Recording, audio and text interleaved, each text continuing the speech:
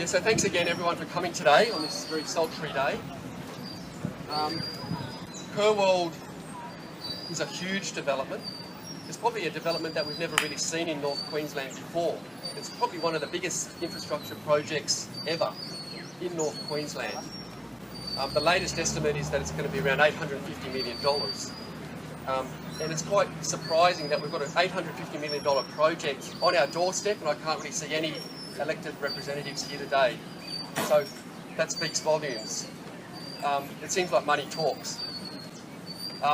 KUR-World consists of, in the EIS, which has just been released about 4 weeks ago, the KUR-World consists of 21 Queenslander lots, 56 lifestyle villas, 270 apartments in the business and leisure hotel, KUR-World University campus, 12-hole golf course, 286 premium villas with 260-unit buildings, the leisure hotel 5 stories high, a 350-bed student accommodation, also 5 stories high, and in stage 3 an eco resort, and which probably will never be built, and that's in 2028. And also a sewage treatment plant. So it's a really big development here in Kuranda. So thank you everyone for coming. I just want to hand the microphone over to Willie Brim to do a welcome to country. Thank you, Steve. Yes, on behalf of the Bulwai people, the traditional owners of this country, our neighbours, the Jabagai people, the Nyungli people, the Gulai people, we were all caretakers of this country before the coming of the white man here. And from my point of view, it's good to see that we do have a lot of people living on country today who are in the mines opposite to those who first settled here. When those people first settled here, they cleared everything from here to Oak Forest, out to almost Spiwa, and this land seen devastation for the very first time in the history of North Queensland, Australia. Having said that, we have a regrowth going on. We do have environmental groups out there trying to combat this as well with the replanting and regenerating of our forests. I am proud to see this work ongoing and the study of animals as well. Now you people have put up a fight and still are fighting just like we are for this country. As I remind you all moved to this country because of lifestyle, because of nature, and because of the rural value, not an urban value, the rural value. And this is what we're trying to keep here. We don't want to see mass development. We don't want to see more destruction. We have our sacred token of all the cassowary, which needs a country in beyond this proposed area to still be free as they used to be. And it's only with our help, the human beings and new people of Kuranda nowadays, that we can do this and achieve and keep and maintain our lifestyle that we perceive to see for our children and our grandchildren. And if we don't do what we are meant to be doing, like this today, protesting against the real developers, the people with money, they will turn this place into a circus. So I commend you all for being here today. I'm with you in the struggle. And don't forget, you are on Bulwai country. Stay sacred, as we all are. And I'm sure, you know, it's a David and Goliath story here. And we are David, and I know that we will defeat this giant. Thank you.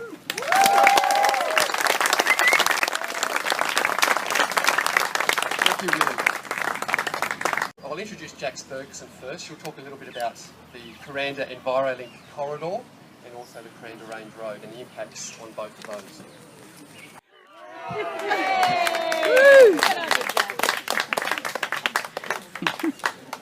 I've got to get down yet.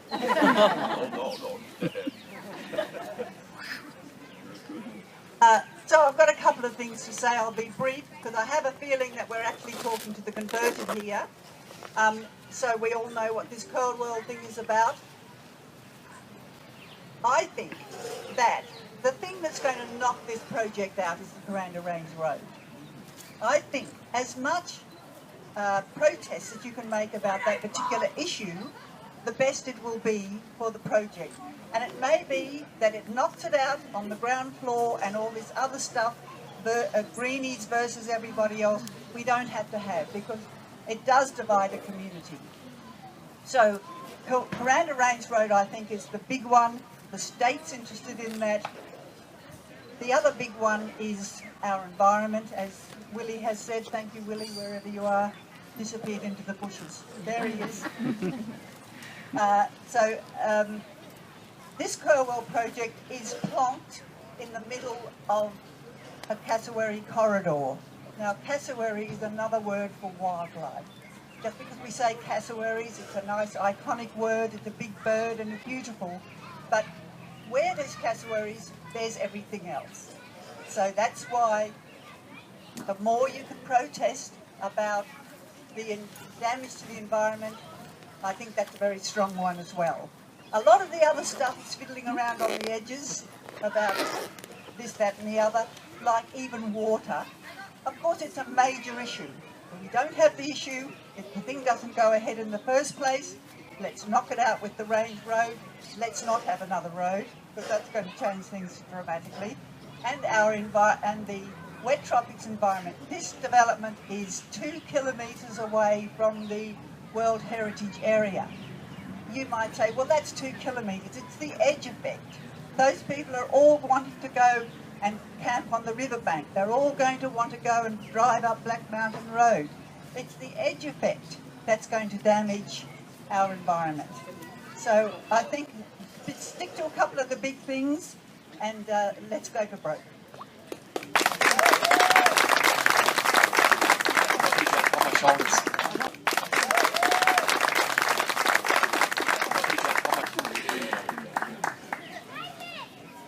Okay, thanks, Jax. I'll just introduce Bill Sokolich, and he's going to talk a bit more in depth about the Kuranda Range Road. Yeah, thanks, Steve. It's good to see everybody here, and obviously very important, and because the way the project has been handled, it's very similar to the integrated resort proposals that some would remember, and it's also very close to the Russ Hinds days where we have ministerial rezoning. So these are very similar processes that the government uses right from the top to actually insert a town planning change within an existing town plan. And they've got some interesting words here, how the KUR-World thing will fit into the town plan. And it's actually called a variation request. So it is a variation to the town plan that's inserted to your town plan, which is a community town plan. And you we can wonder why they do it this way. And one of the main reasons is because it's private land, and private developers have come up with an idea to build another town. And because of the complications with all the infrastructure and making it fit in, the government, right from the top then, the Coordinator General, who is coordinating the whole of the government operations, he's got to look at it eventually. So he says, well, just take it to me first. Now, the Coordinator General has total rights to negotiate and pass on whatever he wants to do and to pass the government's will up, down, sideways, or anything. They have the right to look at the community's responses, the submissions. We have been granted one thing that is in the process of slowly being eroded, and that is, if you respond to the EIS, you have the right to a legal appeal. And that's an important thing, because they take a lot more notice of legal appeals, even though you or I would find the court system to be way out there to launch our own. They're afraid of class action. They're afraid of the EDOs that might come in on these appeals to the Governor General's decision on this EIS. So our submissions that are written can be used as evidence to check and see whether the government actually upheld our beliefs, our desires, and our actual technical advice to this project. So that's an important thing, and one reason why we're really ramping up getting people to answer these submissions and send something in, because there are legal appeal rights. And as Jax said, they're going to be arguing about the Kuranda Range. Well, how are you going to sell that to the community when the Kuranda Range is at capacity now? And this project's going to add at least 30 to 40% traffic within the 9 years that they want to build it. The range can't be built within 15 years, so they're asking you to suffer for the congestion on the range the whole duration of the project, construction, and when it's in operation, and so on. No, I called up the Mariba Express and had a little bit of a chat with the editor there. And I talked to him about the Kuranda Range.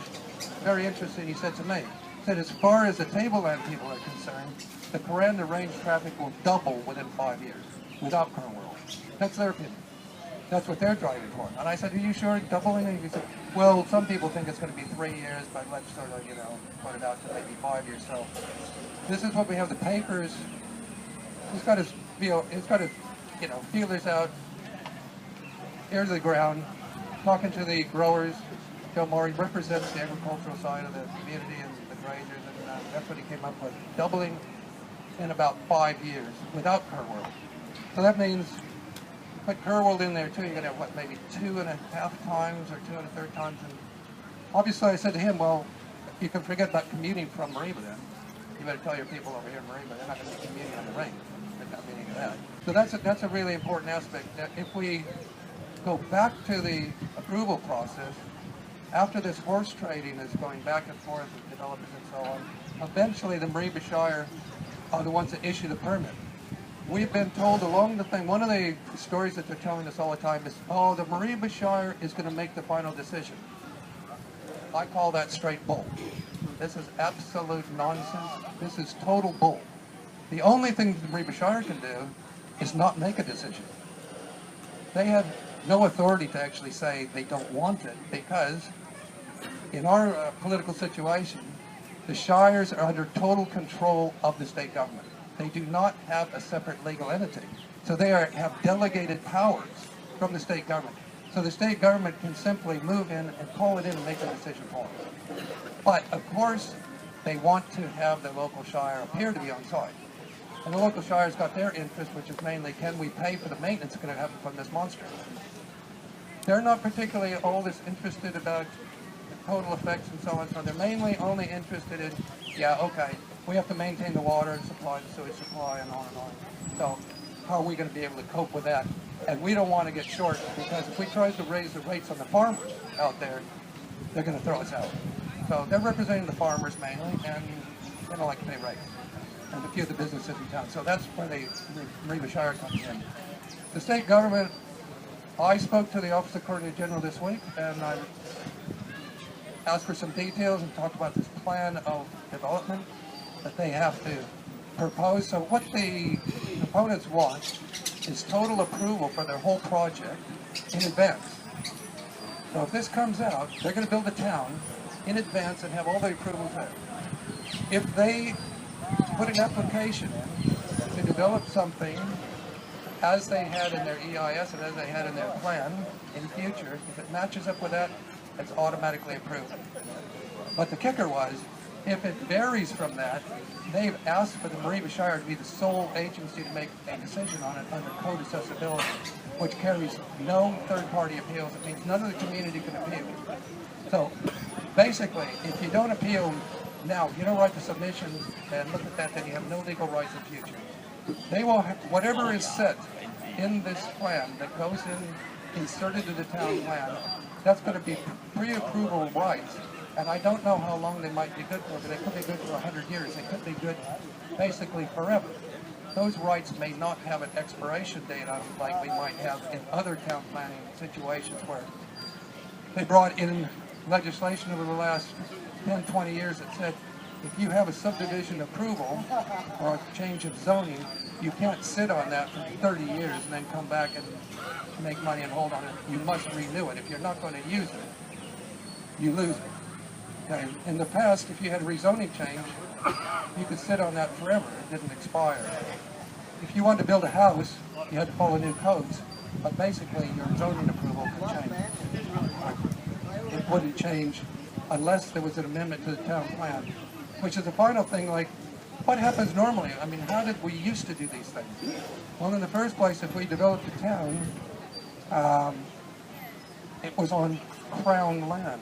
The mother had it. Okay, it was on public land generally. So the towns were all set out before, and people could buy blocks. They could go on, and we won't talk about the indigenous situation here, which we know was just straight exclusion.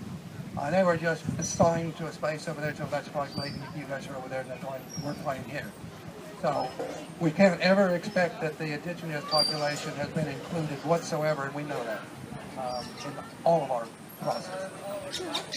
But in the past, these towns were set up on government land and crown land, and it was sold off to people. You bid for it, and it was always cheap. The government used to provide a loan. And this is a private development, so really the closest thing we could call this is a company town. That's what we're looking at. This is a company town. And if you look carefully in the EIS, there's no setting aside of any public land within the company town. Now, if it was somewhere else, if it was a normal subdivision, they would have to set aside at least 10% in public land, and maybe more. And environmental land, creeks and stuff would be taken off. Drainage easements would be put through. Oh no. With this one, that's something we can ask for. We can say, well, if you want to do this, we don't want you to own the creeks. We don't want you to own the endangered species areas where the frogs live and where the palm live, because we don't think you're going to take care of it, and we need bigger buffer zones. You can ask for that. So part of these applications says, it's a blank one saying, just write whatever you want to the Coordinator General, and you can do it through ours, or you can do it straight online with the Coordinator General's portal to answer the EIS. And you can say, we want this. We want public place. We want that area land taken straight off of. And we want 100 meters on either side. These are all legitimate requests. And so just remember, if with this, we can actually ask to plan it as we would like it. We're not restricted. And there is that court right to go through the legal channels. If they come up with something different, we would have the right to challenge it. And I would say, depending on what happens, I think we would have enough people here. I think we would be able to launch a class action against that. So all through the EIS, they say more study needed, this is needed, so on and so on. And they didn't answer the main question about the Kuranda Range. What's the real traffic increase? Show us a chart. Traffic movement. Oh, they had some documents on traffic going at different intersections. A lot of things that you have to self-interpret. And Peter Cohen did a good job looking up and trying to decipher all this. And they talk about the level of service. So this is straight main road sort of jargon inside, you know, the bureaucracy. So they're saying, oh, the level of service was, you know, C, and maybe it'll go to D in a few years. Again, these are some things to complain about. So if you do write your response, complain about the lack of understanding and the lack of clear information about the impact of the Kuranda Range. One of the only things that we can actually get out of it was that, one, they say it's going to increase by 5% because they had to do this extensive study if it went more than 5%. The other thing is, a solution is, they can lower the speed down to 40 kilometers when necessary. So they can put up a variable speed indicators up there, which are taken from down south, and basically they're designed for merging traffic.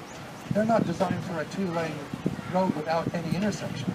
They're designed for freeways, big major interchanges and so on, when you have all kinds of traffic merging together and if people are driving too fast, they tail into each other. This is not the Kuranda Range. The only benefit I can see of that, if it's wet weather, you can take the flash it out and put the speed down to 40. But these are the sort of nibbling at the edges and not talking about the main thing. But in that, one very interesting thing was the consultants actually said, because of the weight restrictions on the range, because the range is unstable, they cannot carry semi-trailers with concrete blocks on them. So they cannot get concrete blocks from camps. delivered straight up. They got to go somewhere else. But they say, oh, maybe we'll get them from Townsville, we'll go from Palmerston Range. But that shows you the limitations of the Kuranda Range pretty starkly. If it can't carry a semi-trailer full of concrete blocks, which are hollow, remember, and the semi-trailers have a 20-ton limitation anyway, we know that road is pretty dicey, and that's why they built all those gabions. So the final thing I just want to mention in all this was, okay, what about the situation with a cyclone? What's going to happen with a cyclone?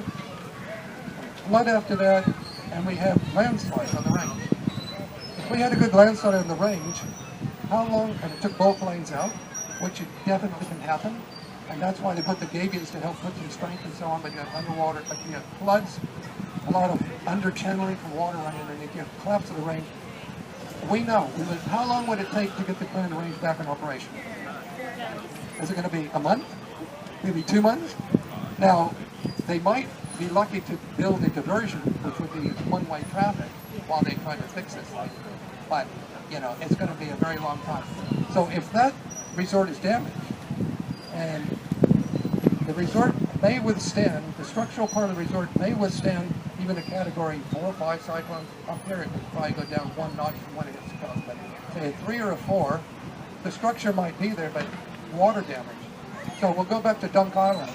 Dunk Island, they rebuilt it after Cyclone Larry. Cyclone Lassie came along and ripped a few sheets off the roof. What happened? Water got in, chip rock, carpets, water went on the floors, concrete floors, across all the roof. That resort's sitting idle now. Why? They can't get insurance either, right? So all of these things, people coming outside the area, they got some vision, they want to stick something in here, have no idea of the real natural conditions, they're not living in cyclones, have no real idea of the range. What's the chances that they're going to get that thing up and operational again? Now, if it's foreign money, which it could be, and they owe foreign money and so on, the actual owners might just walk away. So we have stranded assets all over the place. The Whitsundays is full of them. Cyclone Debbie last year, and there was ones that weren't built from even Cyclone Yassi, which came down and slightly affected them. So we have stranded assets all over the place. So this is another consideration just to keep. Just summing up again, town planning. It's an interesting way that the state has decided to cater for inserting developments within existing town plans and bypassing the normal system, which would have meant an amendment to the town plan that had to be advertised, come from the other end, let people see it first, and then people have to apply, and it's a longer process. They're trying to stick something in there and made their own rules up. A variation to your town plan. Okay, wonderful. Okay, so that the overall feelings and knowledge that it's way too big, it's obviously in the wrong place. The guy is trying to do the wrong, he's trying to do a different thing here. It's not wrong for him. He wants to have a farm attraction, basically, and have cattle and so on and so on. But it's not a rainforest attraction. It's not, that's it. Joe put out a little cartoon that said cassowary or the cow. Well, that's pretty fundamental. I mean, they got vision, which is out there, more toward Maribar, more toward the drier country. I mean, they're trying to pack it in here. So we have, and obviously with a dangerous species, that's all, as we know, it's a nuisance for them. There's no interest in that. They're not going to highlight them or anything. It just becomes a big problem. They wish they weren't there. So, and with that, I'll hand back to Steven. EIS, and there's a lot of weasel words. A lot of it's wishy-washy. It's very hard to find real facts and figures, but some things we can ascertain from the 4,000-page document is that there is no solution to over 3,000 vehicle movements, an additional 3,000 vehicle movements a day on Myola Road, and that's a fact. There'll be 2,000 plus vehicle movements on the Kuranda Range Road a day. And their only solution is to decrease the speed limit down to 40 kilometres an hour on the Kuranda Range as a variable speed limit solution. That's their only solution. Water will ultimately have to be purchased from existing water licences. So we know water is a big issue. Stage 1, they want to pump the bore water dry. They want to collect roof water for Stage 1. Stage 2, Stage 3, they're going to have to buy water licences from the existing allocations from Tinaroo Dam. So that's taking water away from mango farmers, the agricultural industry on the tableland. Another issue that we do know, and it's fact, they want to push through a 1.1 kilometre road from the lights here at Kuranda, the traffic lights on the Kuranda Kennedy Highway. There'll be a new 1.1 kilometre road pushed through the rainforest using an old road reserve that will go into the development site. We also know that the EIS is based on inaccurate population data set figures that overinflated the population base of Kuranda. There also isn't, we don't know that if the resort will actually ever be built. We hear about KUR-World, it's supposed to be an eco-resort. The eco-resort is actually in Stage 3, proposed in 2028. Now, who knows if that's ever going to get built? Now, we're all for jobs, we want jobs, but we demand that the resort is built in Stage 1. We want to see real jobs in Stage 1, not Queenslander blocks and a real estate subdivision. There's going to be 373 villas on 400 square metre blocks in Stage 2. We want to see the resort first. We want to see real jobs. If this proponent is serious about jobs, resort comes first. They've also based the figures on the resort on Tala Beach. Tala Beach is a completely different beast of a resort. So we want their research into the resort figures, the KUR-World, redone for a 200-bed, 5-storey high resort, not a Tala Beach type development. We also know that there'll be a new shopping village called KUR Village, KUR Village. KUR means dragon in Chinese. There'll be a dragon village. There'll be a campus hotel. There'll also be a campus and a hotel, 5 stories high. This is an insult to the visual amenity of Myola. It's an insult to Kuranda to build 5-storey high apartment blocks. It's just completely ridiculous. One really bizarre thing, in the 4,000 pages, there is not one artist impression, there's no technical drawings, there's no imagery to convey any of the aesthetic appeal of the development. We don't know if it's going to be a Besser block 5-storey building for the students. We don't know if the convention centre is going to be a tilt slab concrete construction. We don't know. Nothing is explained. So here we are trying to comment on an EIS where we as a community don't even know what it actually looks like. Is it going to, is it going to be something that's going to be a concrete monstrosity? Is it going to be something that blends into the environment? We don't know. But we do know that the proponent has a 3D model in his office in Macau trying to flog off land. So he's got the audacity to have a 3D model in his base in Macau to sell land off the plan, but he can't have a 3D model here for the community to see. So it's very indicative of the sort of proponent we're dealing with here. But anyway, without further ado, I want to just lighten up the day, and we'll get Zach on stage and he'll just read us a short poem.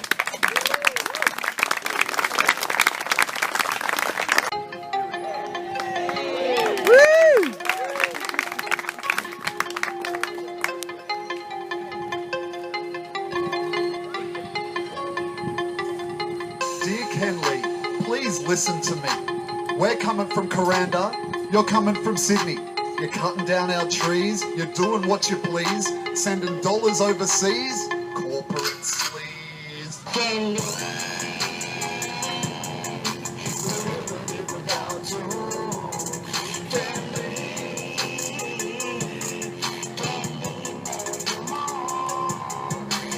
Hey Kenley, here's our retort.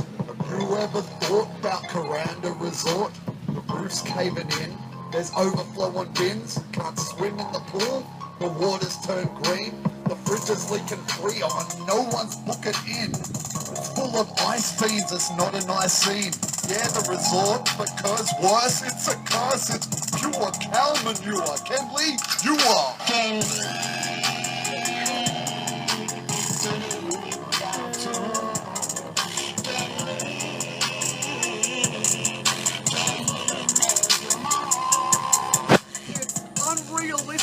It's over-optimistic with inaccurate statistics and ridiculous logistics based on a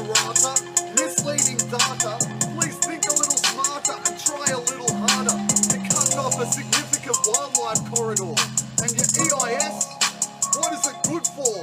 It's a smokescreen, it's obfuscation. What a revolting situation. 4,000 pages of guesswork and hearsay. Well, here's what we say. In summation, KUR-World, it's a dog, and you disrespect our frog.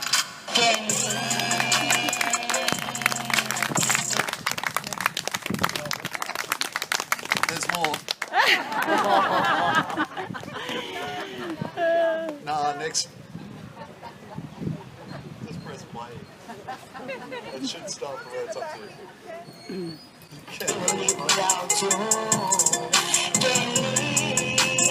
Just about finished.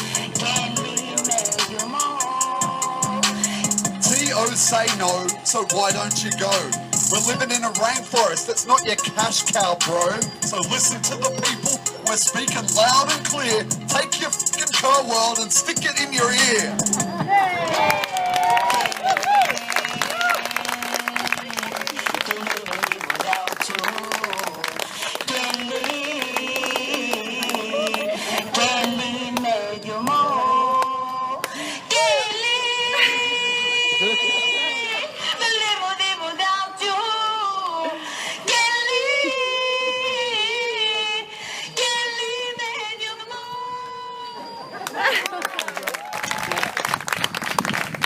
So we're gathered here today.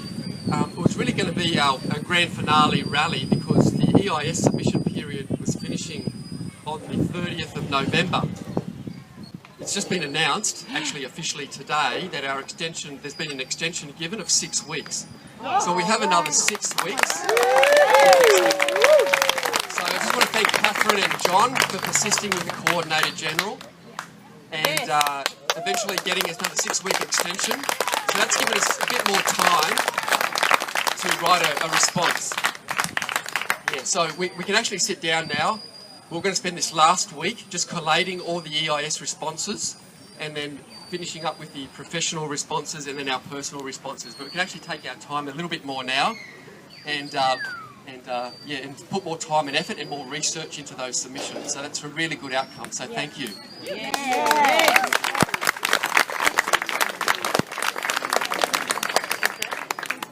So that's right. Yeah. So the public. So we'll finish our submissions on the 7th of January. So the website will stay up until the 7th of January. So you can do online submissions till the 7th of January. However, we still want you to do a written submission if you can, and even better, a personal submission, highlighting the issue that affects you, that you're concerned about, and that will just have even more weight in the assessment process. So that's really important.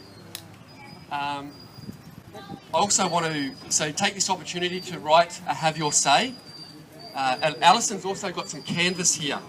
And we want everyone to write a short message on the piece of canvas, even if it's just your signature, but write a short message, maybe expressing what Kuranda means to you, your connection to Kuranda, what this development will do to lifestyle, environment, even the business community here. If I was a business owner, I'd be really scared. We're going to, KUR-World will have another duplicate shopping centre, and in the EIS they say that there will be a bus service running from Skyrail and the train straight into KUR-World. So these businesses here, I'd be very worried if I had a business here in town, and that will be a real threat to the viability of this village going into the future. What we're going to do with the Calico is we're going to get signatures from everybody, and then we're going to do a personal delivery. So one of us will go down, we'll make an appointment to see Anastasia Palaszczuk, the Premier, and we'll hand it over to Anastasia. And we know that Anastasia has a soft spot for Kuranda. She has said it in the past. So we just want to reinforce the sentiment and our aspirations for our community on the canvas in a written form, and we'll give it to Anastasia publicly and let her know that we are against KUR-World and we want her to, not approve KUR-World. We think Myola should remain as rural land. We fought for many, many years for this current town planning scheme and the regional planning scheme for Myola to stay rural. It is rural. We want it to stay rural. and to put in another 4,700 residents and tourists in Myola is completely against the wishes of this community.